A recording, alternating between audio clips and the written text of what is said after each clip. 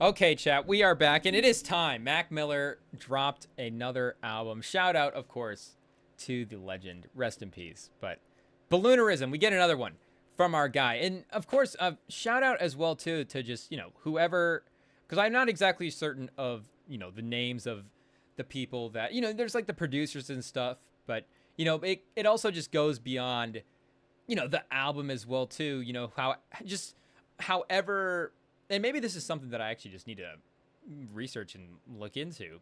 This is one of those things that I actually never thought about giving this the Google search until right about now. But just how these posthumous albums actually are fully released, because of course, it goes to the estate, but it just you throw these vague terms out there, but the actual how things get passed down, who are the people making the decisions, and obviously it probably varies depending on depending on the aftermath of the events of who's able to control certain stuff. And I'm sure the relationships of the people that have these certain things, from individual to individual, vary. I'm sure it's not all the same from Tupac to Mac Miller to Juice to all this different stuff. Maybe it has different processes, labels and stuff that are involved. And speaking of labels, this was another one as well too, because this is just the least researched music reaction pod out there, chat. Make no mistake. This is just you guys know we literally just react. We have fun. We have a good time. Is our Zoom still going? I just had a thing pop up on the Zoom. Okay, wait. I think we're okay. Testing 1, 2, 3. I think we're still good to go. But we just react. It's like the games chat. We're like the only basketball pod that just doesn't watch the news. It's like we just watch the games and go, wait a second, Karl Towns is out tonight? What's going on? Huh? Oh, wait a second. Anthony Black's balling out now? That looks pretty fun.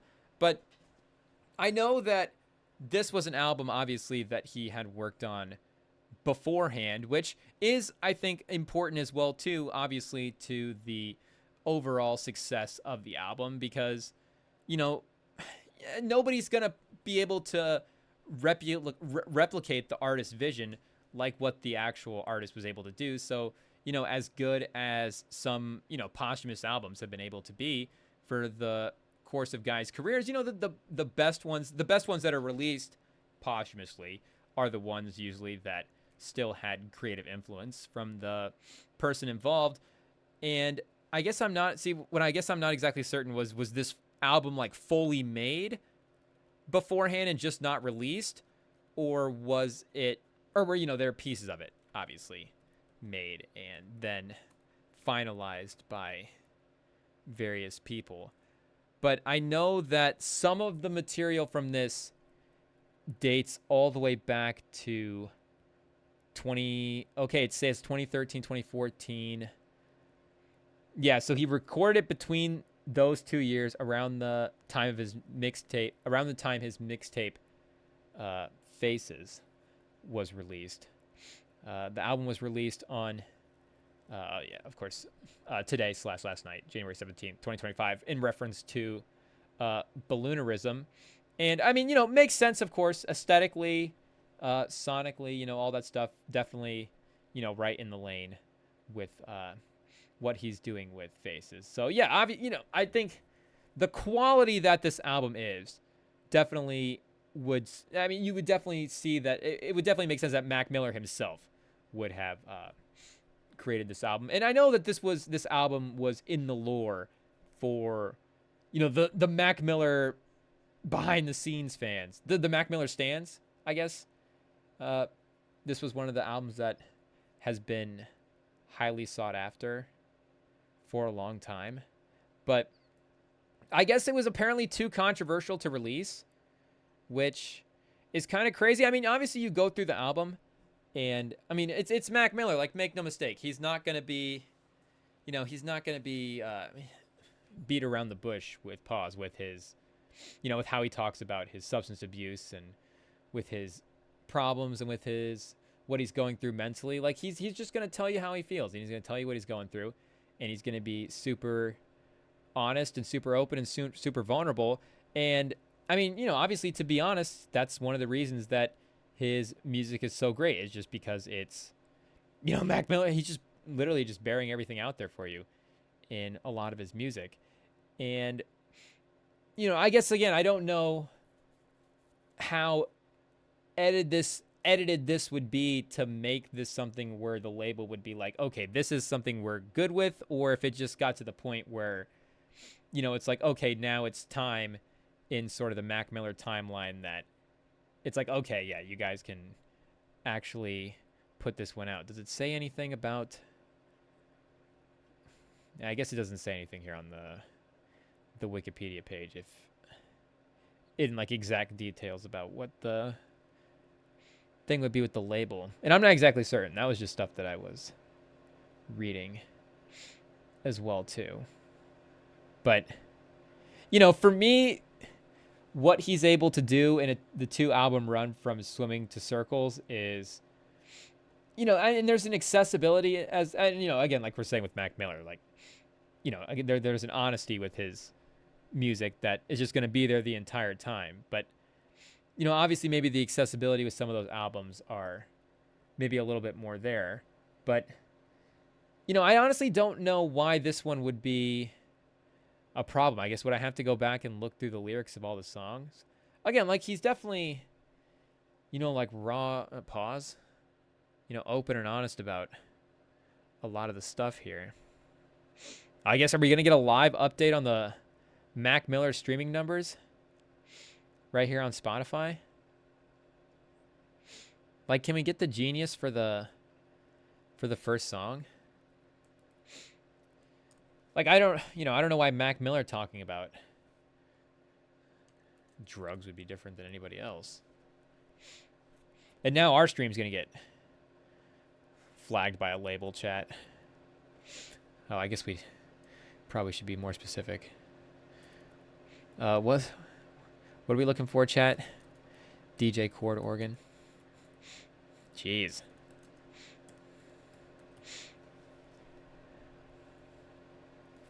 Okay. And featuring SZA, shout out. Which has to be, I mean, maybe his most mainstream feature. I mean, that's got to be one of the best just aged well features of all time. Because, I mean, SZA in 2014 was definitely, she was definitely a star, chat. When did Z drop? What year? Because Control was what, like 2017, 2018? Control was, 2017, June of 2017. And Z was released, in 2014.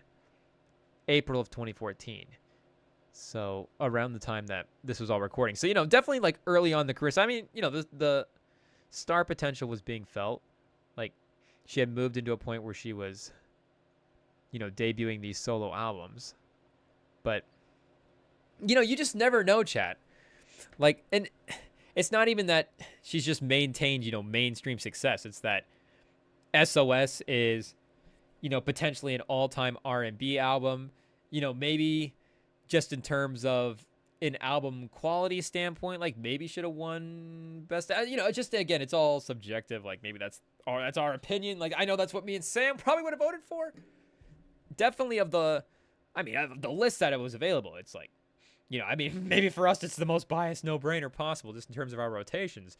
But just in terms of the general field as well that year too for 2022. I mean, it would be hard to say that this was not the best one. Again, considering that it would go quality-wise against some of the, at least again in terms of my rotation. I can't just judge my rotation in terms of the all-time list.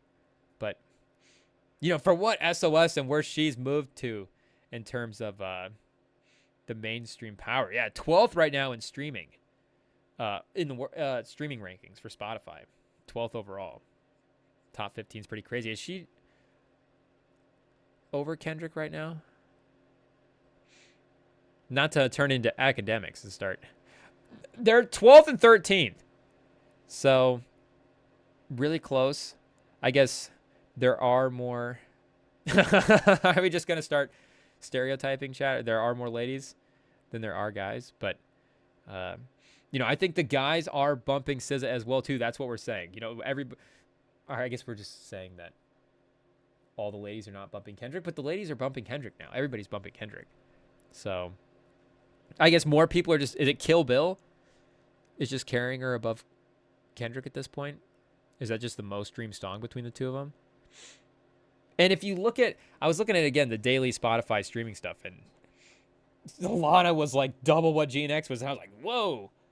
So maybe it's impressive that, maybe it speaks to Kendrick's total catalog at this point, that, you know, he would be one spot behind her, when maybe it would be, there's one project where it's like, okay, that would be, because you think with what GNX, like Lana, that Lana SOS might be streaming daily, like what Kendrick is catalog is streaming. But then again, it's like maybe that's what people are streaming for a majority out of her catalog. So, you know, either way, 12th to 13th, shout out. Pretty obviously impressive. But let me see, who else am I not thinking of? Obviously, he had Schoolboy Q on Faces. And Schoolboy Q, a star back in the day. Earl Sweatshirt, Vince Staples, both on that album. He didn't have any features on Swimming or Circles. Oh, I guess, of course, I guess Ariana Grande in Divine Feminine. And he had Kendrick on that album as well, too. So Kendrick and SZA both. But he had Kendrick in 2016 as well. So that would have been after TPAP. So I guess maybe that would have been... Well, I guess, obviously, you know, Ariana Grande in the moment would have been the biggest collaboration that he did. Yeah, because he was really no features on his studio albums. And, you know, shout out to Chevy Woods from Paper Route. DJ Bonix, but just not quite putting up the numbers that SZA is doing. So I guess I'm trying to think too of like other, because it's not just like like a posthumous album of, you know, the maybe the Juice World of the songs like put together, whatever, make the collection. Like this was a project that was already kind of worked on and just kind of took this long to release. And you think like, I guess Travis, you know, had his mixtape from a decade ago get released on streaming this year, but that was already out. People were listening to it, and you know, now it's in the rotation in a different way. But you know, again, it's not like it wasn't available to the public to be consumed. It's not like that wasn't, you know, in the culture as a thing as well. Like that was definitely, you know, for the Travis fans, like a major part of his library, and you know, people from that era as well too, finding that album and, you know, that whole SoundCloud movement. And, you know, especially now that album sort of reemerging from that movement and putting up the numbers that it did, like, kind of shows you its importance. But, yeah, shout out the SZA stock. And I was looking at clips as well, too, from back around that time of him and SZA performing together. And he was talking about, you know, how the talent that she was. And, like, I think the quote was something about how, like, she doesn't even realize how talented she is. And it's like, yeah, I mean, the 10 years run that she's had since, I guess they've made this collaboration from when they finally dropped is pretty crazy. So is this outside the single, the most streamed one right away? I would imagine. And the single, I think, did that only get released like a week ago? A couple weeks ago? Maybe 2 or 3? But, of course, I mean, its quality alone is worth the replay value. But, you know, the Mac Miller fans are going to eat that up as well, too. I guess we're not saying that like we're not a Mac Miller fan. I'm just saying we can't say that we're just paying respect to, like, the real, you know, hardcore Mac Miller fans. Oh, that's just going to... I don't know why we just made the same mistake again, chat. Either way. Yeah, shout out. But the single's great as well, too. It is probably the best song on the album. Probably the most, like... Is Happy the right term? Like, the lightest song on the album? Definitely the most, like... I don't know if... Would DJ Head say it's a slap? Maybe a bop? I don't know what the right term for this... DM us, chat. REMINGTOM on Instagram. Figure out what the right term for this single is. But also got the feature from the alter ego, Delusional Thomas. Great name. You know, Kill Edward, of course, up there for alter egos as well. I don't think anything will actually top, like, alter ego names. I don't think anything will actually top Larry Fisherman. It's just great that, like, to have an alter ego name as, like, an actual name. Because, again, like, even, like, Delusional Thomas, Kill Edward, like, those are, you know, there's, like, a name, and, like, nobody's name would probably actually be, like, Kill Edward. Like, would anybody's... DM us, again, if your name is actually, like, Delusional, or if you have Kill in your name, let us know. And I guess... you know, not like Killian or anything like that. And then like, oh, I go by Kill, but my name's Killian. Like, no, is like that actually, did somebody actually name you Kill? And Kill, I guess, you know, DM us if your name is Kil too. I guess DM us if your name is Killian. We'll say what's up. We're, you know, I guess DMs are open to anybody. But, you know, I guess what we're looking for is, we're curious if anybody's name is actually, you know, Kill. But we probably said that too many times. YouTube is like, what kind of stream is this? What are these radicals talking about over here? But, or yeah, again, if your name is Delusional as well. Delusional? Is there a Delusional out there? Thomas, who knows? But, like, just to be like, oh yeah, I'm Mac Miller, but I'm also just Larry Fisherman on the side. It gets me every time, chat. That's a knee slapper for sure. But shout out to the Delusional Thomas. So I guess, yeah, Dylan Reynolds in Mannequin. And I guess, you know, Rick Rubin. I guess, you know, Thundercat too as well. You know, producers. Do those count as features necessarily? I guess it does if it's Metro Boomin. But apparently not if it's Rick Rubin. So I kind of like that, you know, the faces got... when did that get put on DSPs? 2021? Yeah, it's listed on DSPs on 2021, but is that that's not just like a deluxe as well too, right? Some kind of extra thing.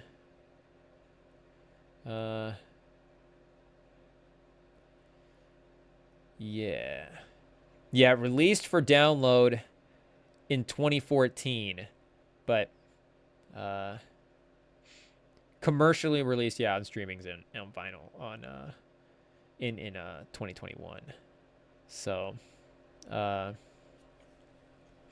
kind of like though that it did get reissued sooner like that, because I don't know, just kind of like having them both stacked close together in the streaming catalog, because you know you can like reissue on the old date as well too, like when like the Rodeo re-upload is the old date, and you know obviously all the old music, like you know Spotify wasn't around.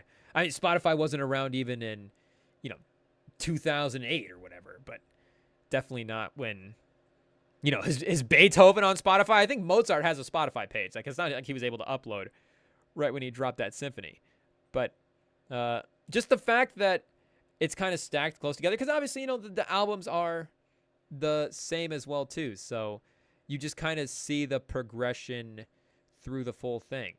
Because again, like the Swimming, Circles, I guess even like the Good AM, Blue Slide Park, Mac Miller, consistent brander. You love to see it. If there's anything if there's anything the Rev and Sam pod loves, it's just consistent branding, man. You love to be able to just throw the albums up in like you could put Swimming and Circles and Good AM in Blue Slide Park in a little 4-album square, or Macadelic, whichever one, however you want to assemble the similar colors. But now it's like the Faces, Balloonerism, put them all together, it makes sense. But and he always makes such a great project as well too. I know you get the 58-minute listed, but that last track's like 11 minutes, so you're really looking at like a classic, like that 45, kind of that peak range as well. And again, just Mac Miller's lyricism and his just his expression and his openness on all these tracks, it's going to keep you engaged the entire time. So, did we just say album of the year already, chat? At this point, I guess I don't know what else. Nothing else has really dropped at this point. But if it had, it would have been. It would, be hard to top Balloonerism. So I know, of course, the reissue mixtape from 2014 is not. Maybe it's not. Maybe it's not for the conversation of.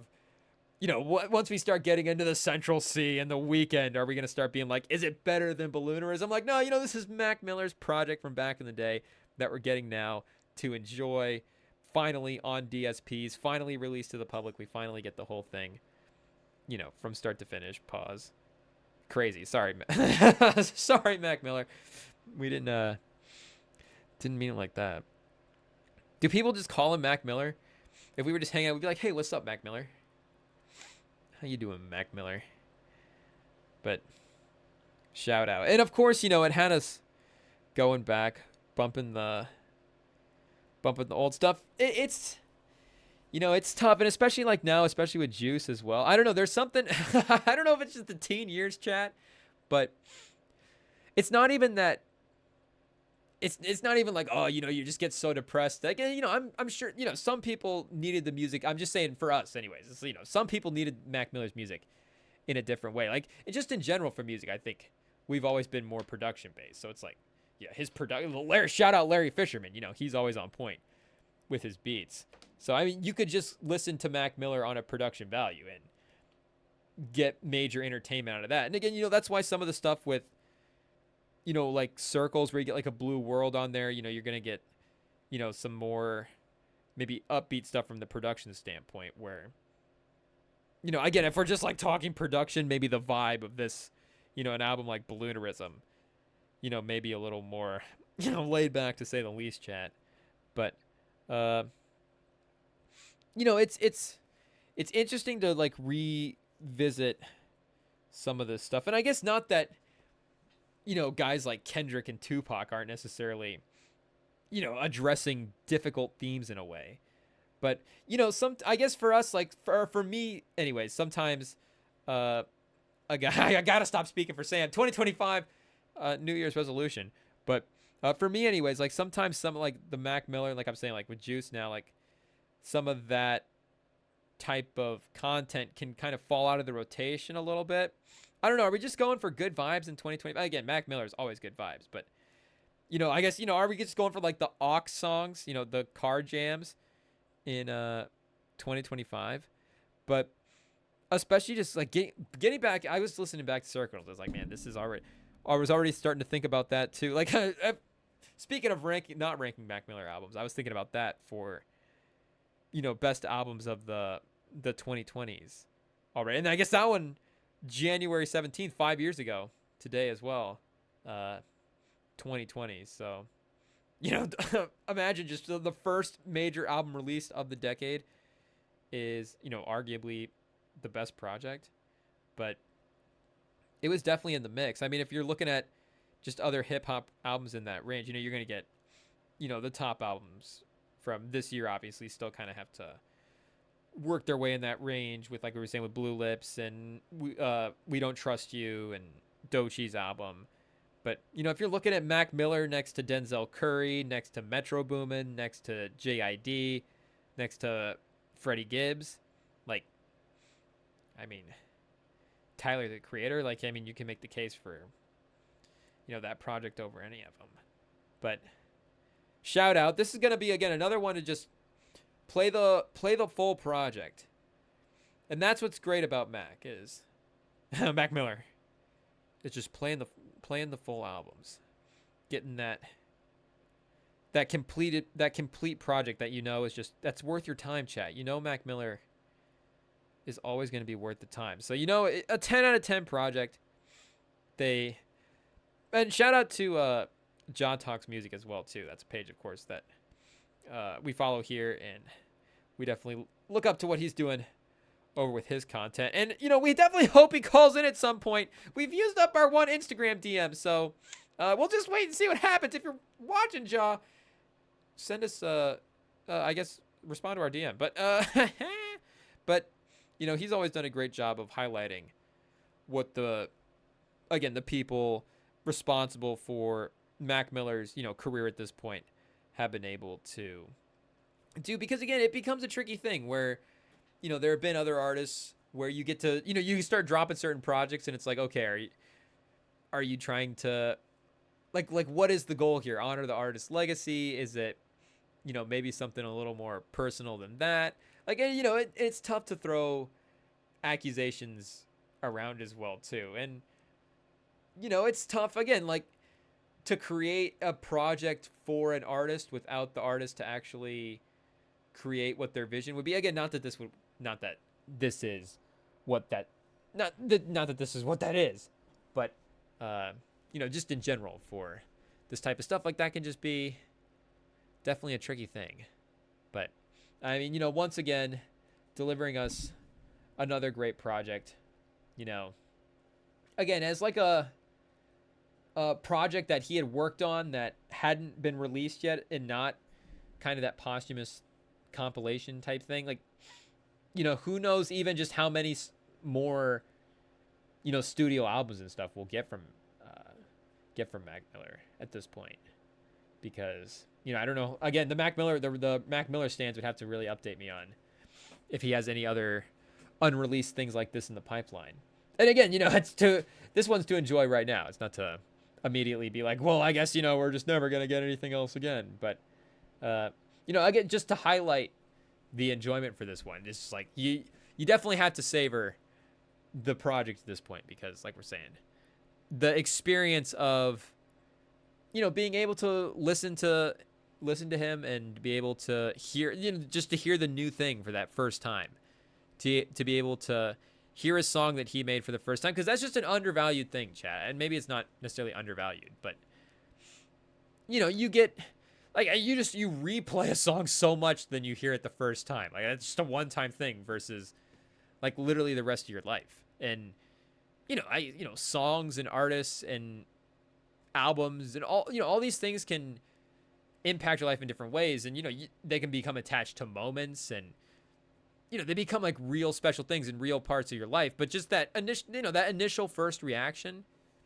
it's even, I don't know, it's even different than, obviously it's different than watching a movie. Like, they're all sort of different things. I can't necessarily say it's better or worse, music just in general, because like, you see a funny movie for the first time, just like the pause, but the hardness at which you laugh, I guess the aggressiveness, is there a better way to put it? Just like how much you laugh at like a funny movie, like the first time you see it, is, another just like super, I guess anything funny, just like that first time you see it, like, that's another hard pause, kind of like an emotional, that's like one of the peak emotional things, that you can experience as well. But, listening to just that new song and just hearing a new song that you really like for the first time, and, just when it hits you that, like, oh, this is something that's going to be in the rotation. This is something that is, and maybe it's, you kind of get that, maybe that like flash forward feeling a little bit with that stuff, where you're like, oh, this is going to be in those moments. We're like, oh no, there are going to be car drives, and there's going to be nights where, and there already are, obviously, with, a guy like with Mac Miller, with all these artists that you really love, where you go, oh yeah, this is going to be a part of it. Like, it's like GNX for the first time. You're like, oh yeah, there's going to be, it's like, oh, these, book it next summer, like every car ride this winter. Like, GNX is going to be in rotation. Like, Chromacopia, it's like, around the house, Chromacopia, it's going to be on. Like, lock it in. We don't trust you. Car, all these car rides. Like we're saying, we're going for we're going for the bangers this year, chat. We're trying to get the radio hits, the rap caviar. But, you just like know, like, right away when it's good, pause. But, you can project like, oh yeah, this is going to be that staple, and this is going to be evolved. And, to be able to at least, of course, experience that at least one last time. Can we just romantically describe listening to a Mac Miller album, chat? How would a man describe the Mac Miller album, chat? It was good. Enjoyed it. We're gonna have to start upping the protein powder dosage, chat. getting a little too sappy about this Mac Miller stuff. But either way, I did want to make this take about Mac Miller. I don't know if this one will fly, but I do think that Mac Miller is. I mean, is he the best white rapper of all time, chat? And I know, like, what's like, whoa, wait a second. I know we all love Mac Miller, but, if we're making like a ranking, respectfully, you're probably gonna put Eminem as the best white rapper of all time. And I'm not saying, that might not be true, if that's, what you wanted to say about Eminem. But I just has Eminem at this point like transcended has he like transcended whiteness, chat? I don't know if this is, we can't necessarily claim Eminem for other cultures. That's not what we're saying. We're just saying like Eminem feels like he's better than us, chat. In a way, you know what I'm saying? Like, I feel like he's sort of earned some stuff that maybe our side of the culture, maybe we're just not privy to. But, and you know what? Maybe Mac Miller, I don't know, who is the greatest white rapper of all time? Because that's like a different list. There's like the greatest white rapper of all time, but then there's like the greatest white rapper of all time. Like, I don't know if Mac Miller is a white rapper. Like, because, well, again, we can only speak for ourselves. So I guess for our viewing, like for us, of course, we'd love to claim him. Obviously, he would really help add our talent. But the portrayal of white culture in music, chat, and I'm not even the guy to like talk about what white culture, like I'm just too dumb to even know what white culture is. Like, I guess I don't know if that makes me too white or what, but I don't even know. And I don't know if that's just how bland white people are. Maybe that's white culture. Maybe white culture is blandness. I never thought about that. But, there's definitely some good music. Like, you get Frank Sinatra and Beethoven. It's definitely great. Like we're saying, you get a Mac Miller and Eminem every once in a while. It's great. But you think about, like, this is going to get crazy, chat. But, think about, well, I guess it goes another way. But, like, think about how white guys are stereotyped in the NBA. Like, maybe bland is not necessarily how you would say it. Maybe it would be, like, fundamental. But, the subtext of fundamental would kind of be bland. Like, it would be, that he's going to be a good three-point shooter.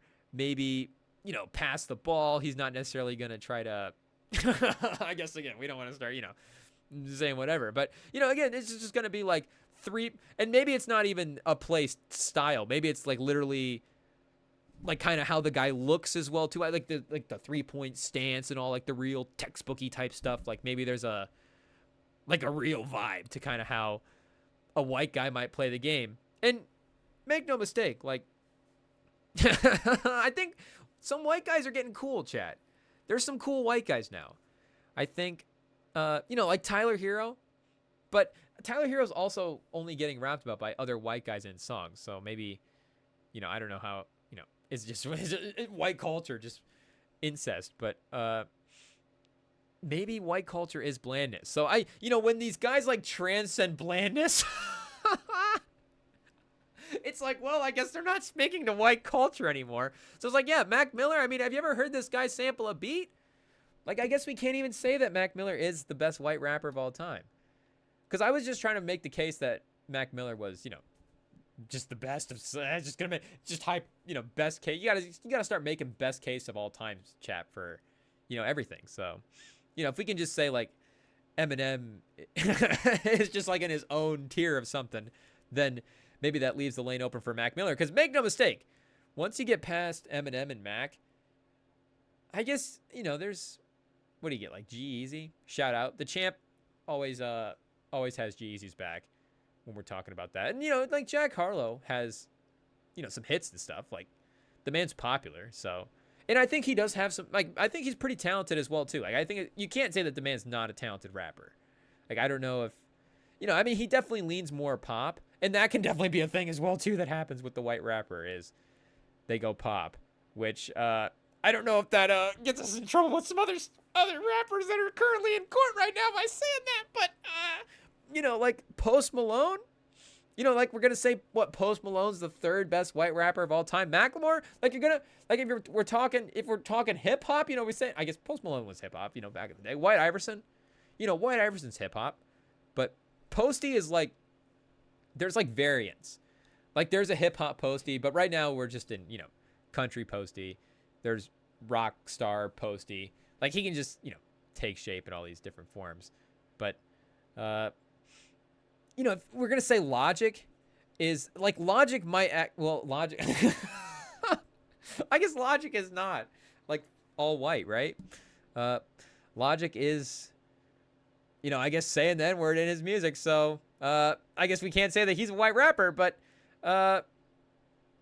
who would even be on the list next if we were just, who would be even better than on Logic's level, like if we were just saying Logic tiered talent. Who would even be on that level, chat, of a guy? I guess, is Macklemore has had, maybe more commercial. What would be the commercial success for Macklemore to Logic? I feel like the Heist and his hits on the Heist is probably kidding, but Macklemore had that not EXO Tour Life, that what, Suicide Hotline, or not Logic. Logic had that. Yeah, that 1-800's at 1 billion streams. But after that, right now, his Spotify, the little 5 they have on Spotify on his page, Homicide with Eminem, the greatest 3/4 white rap song of all time. That's like 500 mil. Every Day is at 500 mil. Ballin' 200 mil. Perfect's at 142. So, it's not 142. That's at 142, man. That's great. But, Macklemore, I think, is at what? Thrift Shop's at like 2 bill. So Thrift Shop alone's probably, or no, Can't Hold Us is at almost 2.7 billion streams. So that alone probably, again, that probably has as many streams as Macklemore's entire, Logic's entire catalog. Shout out to Logic. It's just what it is. Vanilla Ice is Vanilla Ice actually. We might actually have to go and listen to some Vanilla Ice songs. Is this our confession, chat? We've never actually listened to Vanilla Ice. I mean, I guess Ice Ice Baby. Everybody's heard that song. And I guess, is that a white rap song, chat? Yikes. But maybe it is Vanilla Ice. We need to listen to the Beastie Boys too to figure this out. We just need to go on a white rapper run and just crush out a lot of these catalogs. Really catch up on our history, chat? Yikes. But yeah, I guess Mac Miller has transcended blandness. So I guess not to just say that these guys are bland, but I don't know, there's a special sauce that Mac Miller is cooking with in his beats, in his lyrics. There's just, again, and not to say that Logic at times has, necessarily, been as introspective as a guy like Mac Miller, but maybe it's just the commitment to the authenticity, just like, hey, I'm just gonna do my, do my thing. I don't know, chat. Again, it's a two-sided coin, and when you can only speak for one side of it, I don't know if you can necessarily enter the conversation. But I guess it's just like Mac Miller. If we were doing a racial draft, like, I guess what we would be saying is we would be prepared to not be able to take Mac Miller in the racial draft. If the Chappelle Show, if they want to reboot the Chappelle Show as the Rem and Sam Show, but I don't know why Chappelle would give us that property, but if he would somehow do it, and we just do racial draft 2.0, or if there's like a real racial draft at some point, I don't know if that's, the world gets really bad, or if the world gets really good, and then all of a sudden, we're just having so much fun that we're just like, yeah, let's just do a draft, people. We're all on the same page now. But I'm just saying, like, we would, like, Eminem, there would be some other people from some other cultures that Eminem might be over on the board. We're just saying that, like, we would be prepared to, like, hey, first white pick, like, Eminem might not be there. That's all we're saying. Now, I guess it's like, how many picks are on the board? Is this like a 6-person draft, or is this like a 7,000 person draft? Like, I don't know how many teams are in this league. Like, it could get pretty pretty crazy. So, and if it's that case, and make no mistake, in the racial draft, like, the whites, we're picking last. It's just what it is. I'm not even I feel like we've we've earned the last pick in that draft, and drafting on the turn, I feel like we'd be like, and then white privilege, we get 2 picks in a row. But I feel like in that case, depending on how many rounds, we'd be prepared to not have Eminem, but we'd also be prepared to not have Mac Miller. That's what we're saying. I don't know if we need to do a list of, like, there needs to be there needs to be nothing, Chad. There needs to be peace and love amongst everybody. Shout out, Mac Miller's great. Mac Miller is a legend, and this album, of course, will be beloved and will be in the rotation for a long time. I mean, like we're saying, $5 Pony Rides is the type of song that can definitely just be on in a playlist and definitely just pop on. But I mean, this whole thing, start to finish, is definitely going to get the replay. I think I've already played it like 3 or 4 times a day. So, it's just an easy listen in the background, spending time with one of the greats, one of the favorite legends that we've had in our time, chat. But shout out to Mac Miller.